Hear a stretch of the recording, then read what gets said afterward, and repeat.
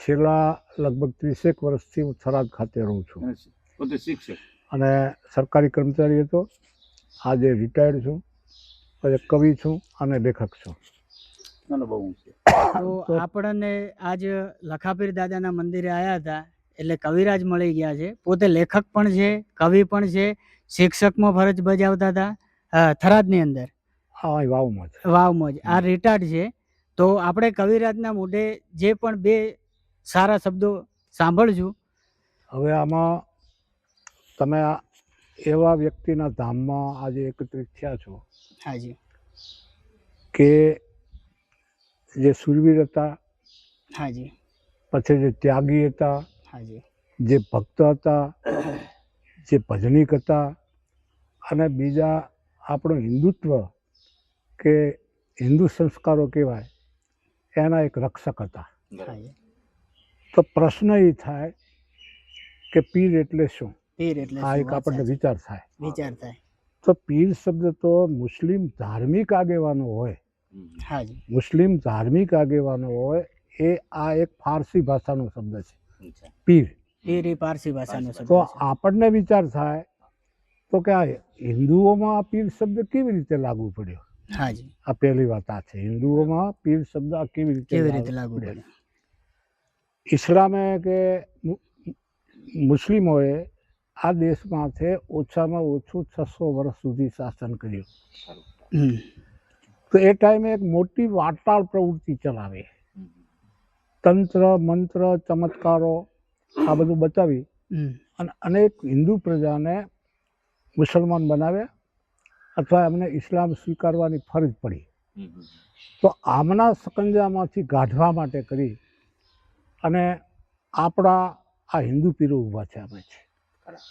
તો એમાં સૌનું પહેલું નામ આવે છે, પીરની વ્યાખ્યા આવે ને તો આપણે ગોગદેવજી ચૌહાણ જે ગાયો માટે હાજી એમને પણ પીરની ઉપાધિ છે.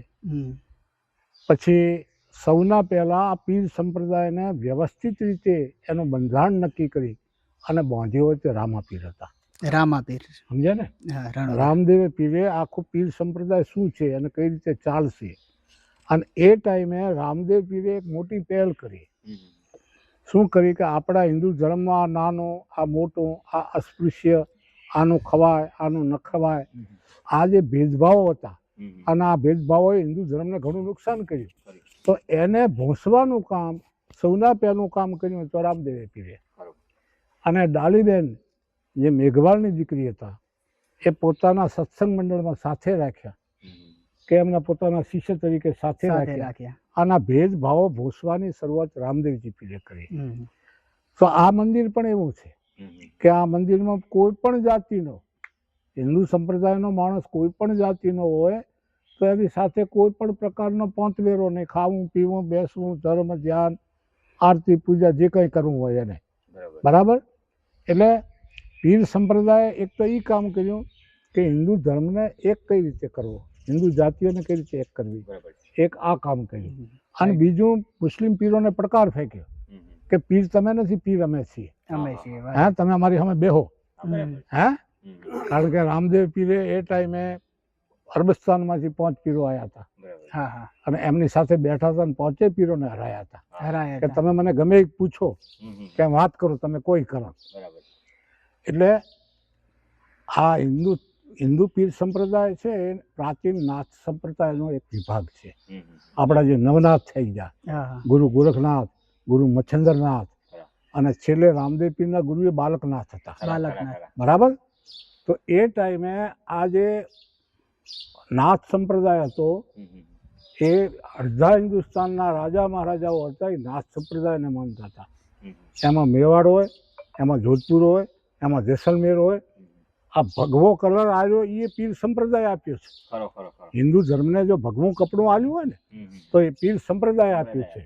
અને એ ટાઈમે તો આ લોકોને ક્ષત્રિયોને બેઠા કર્યા, વિધર્મીઓના ટોળે ટોળા, શકો હોય, યવનો હોય, હુણો હોય, તુર્કો હોય, આ બધા ભારતમાં આવ્યા હતા.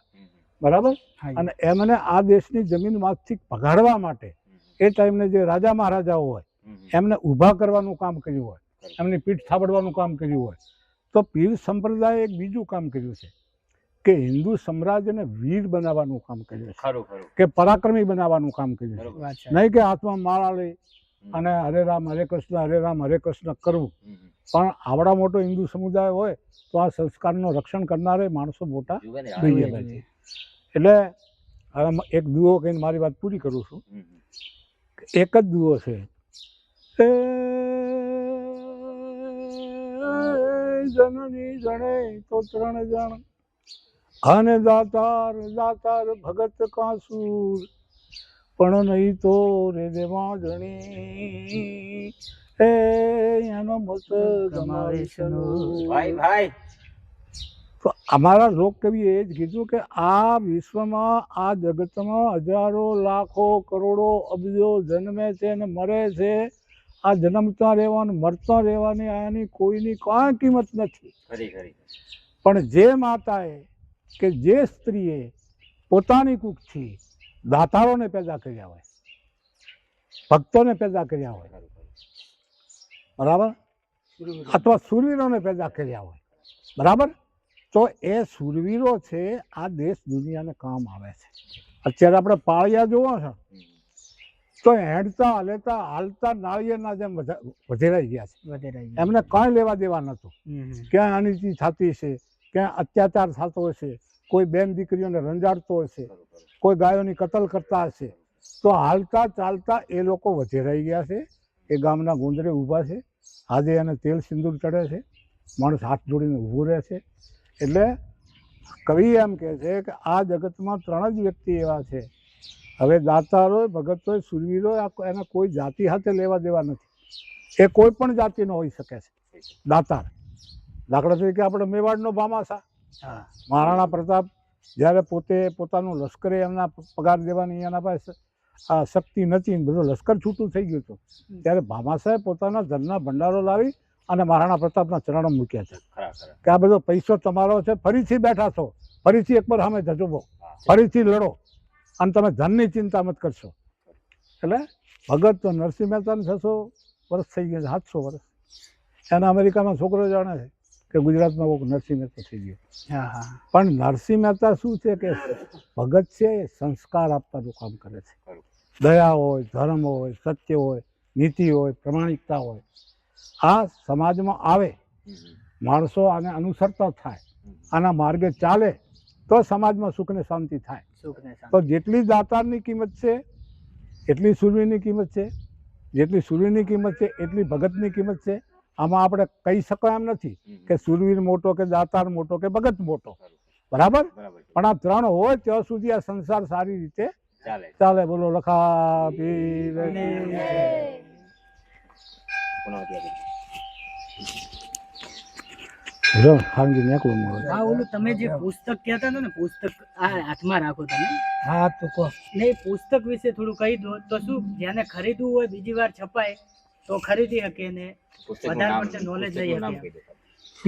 પીર પ્રબંધ, આ માઇક રાખો જોડે. પીર પ્રબંધ નામનો પુસ્તક કવિરાજ તગજીભાઈ એ લખ્યો છે. હા, એ પ્રસિદ્ધ કર્યો છે. એની હજારો પ્રતો વેચાઈ ગઈ છે અને હજી એની ડિમાન્ડ છે, એટલે હજી બીજી નવી આવૃત્તિ એક અમે બહાર પાડવાના હતા.